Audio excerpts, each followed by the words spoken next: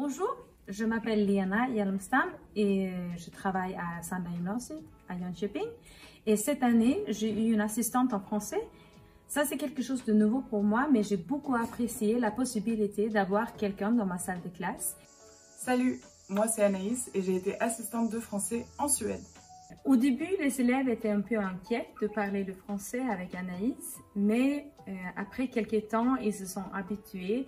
Ils ont beaucoup apprécié de tester leurs connaissances. And she didn't judge me when I didn't know things that I already learned. So she really helped me and my confidence. Alors concrètement, mon travail, c'était d'assister les professeurs de français en Suède.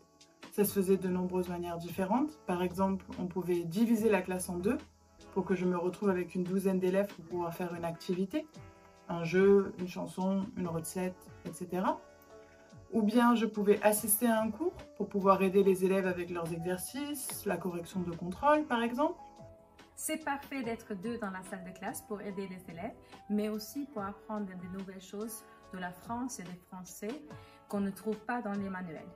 Ou bien encore, on pouvait prendre 2 ou 3 élèves pour pouvoir avoir un cours particulier avec eux pour se concentrer par exemple sur l'oral ou alors une notion qu'ils n'avaient pas bien compris au cours d'avant, pour vraiment avoir du travail centré sur eux. Jag har haft väldigt svårt till den muntliga delen när det kommer till franska.